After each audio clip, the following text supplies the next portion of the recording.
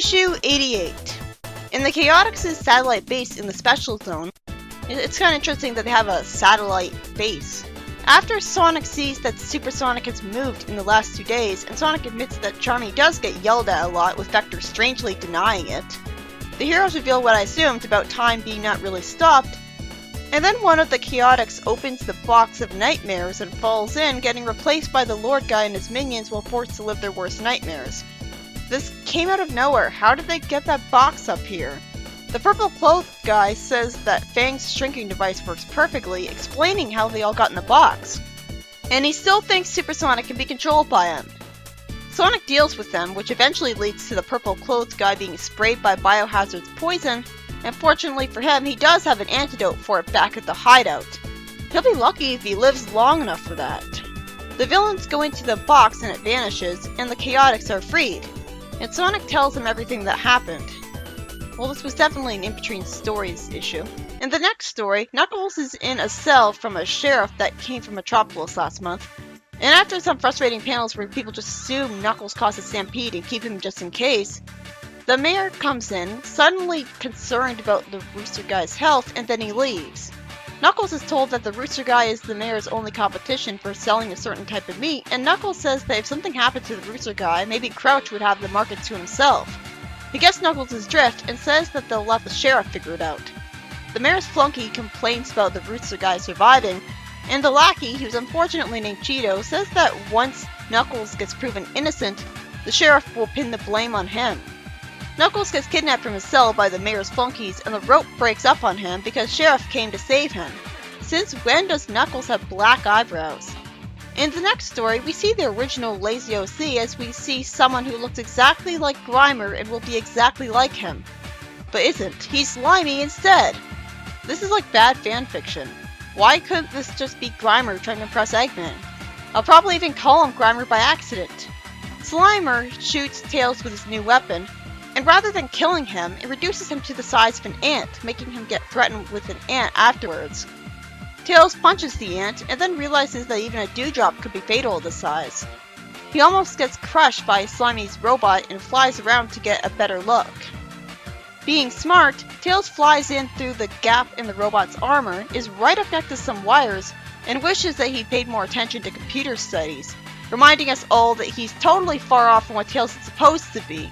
And that would be fine if he had some other major talent that filled the void, like being a powerful mage while the other Tails are all engineers, but that won't happen, because that'd be too different from the games. Tails pulls a plug to zap the robot to death, and then flies out of the robot, and conveniently the shrink ray was only temporary as he starts growing back to its usual size. Slimer says that he'll try to shrink him into infinity, which he should have done in the first place, and Tails ducks, causing the beam to get reflected off the robot and back at him, making him smaller than Adam, and he's never seen again.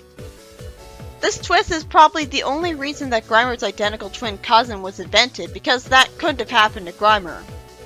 In the next story, Future Sonic says that he's seen the heroes get wiped out in the future and he had to trick them to get them here, saying that their only hope for peace is to follow Eggman. The extremely genre-savvy Sonic would never in a million years trust Eggman that much, so this is very forced. Then Eggman mocks him to his face stupidly and reveals that Future Sonic, like I guessed at one point, is a clone that he aged up and made with Grimer's help. So when did Eggman capture Sonic? Oh, some more good explanation. Eggman had planned to use the clone to attack and give Sonic a bad name, so the only reason he didn't do that and win was because something went wrong with the experiment and the clone aged too rapidly. So Grimer proved that he can make a perfect replica of Sonic to give him a bad name. Of course, Eggman's bragging about his plan was his downfall because this gets the despairing clone Sonic to run around in a spin dash and escape. Eggman orders for the cell door to be lowered, trapping Sonic's friends. Clone Sonic gets Sonic's help with him aging even faster, which will be the explanation for why we'll never see him again, I guess, even though the world could really have used another Sonic's help. A mecha with Eggman's head in a glass dome threatens him, and old Sonic says that he'll deal with him himself, trapping it in a cocoon of high-speed wind that tears the mecha apart. The story ends with Sonic and his friends seeing that because it'd be too dark otherwise, somehow when clones die of old age, they transform into pure energy, despite being biologically identical to... You know guys, You could have just had him. You could have just not had him continuously aging to death in the first place, or had him go off somewhere and not shown us the censorship bullcrap. How young do they think the audience is? The first two stories are by Nigel Kitchen. The first one has Sonic briefly deal with some villains from the Special Zone from the Box of Nightmares, and some poison from Biohazard forces them all to flee, and this is definitely an in-between story because right now the box somehow being here to make the story happen feels very unnecessary, and nothing happened other than that pointless fight.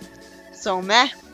The second story has Knuckles get freed from the cell after a conspiracy against the Rooster guy by the mayor for meat selling competition is revealed, and the sheriff saves his life. The third and fourth stories were by Lou Stringer. The first one had, no, it's not Grimer, it's my original fan character, Slimer. I mean Slimy because they thought that extra effort would make it convincing. In fact, I literally, when I was reading the script, I forgot that his name was actually Slimy in the issue. I thought that I had made a mistake by calling him Slimy, and I corrected myself.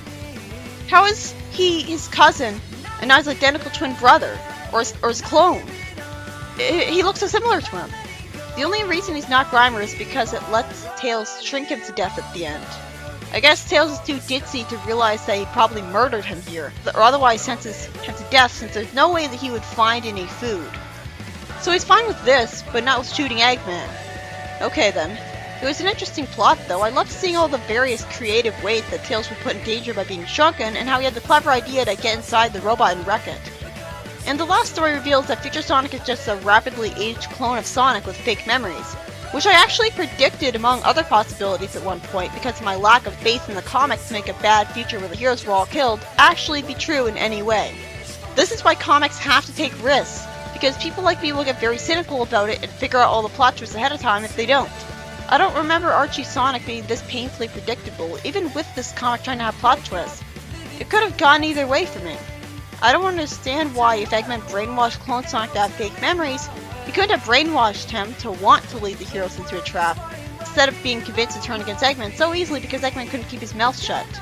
At least they explained why he helped Eggman and why the clone was aged instead of used to wreck Sonic's life. It was an accident. But we didn't need to have him age rapidly until he somehow turned into pure energy. We could have just seen him go to another part of the world and fight for freedom there.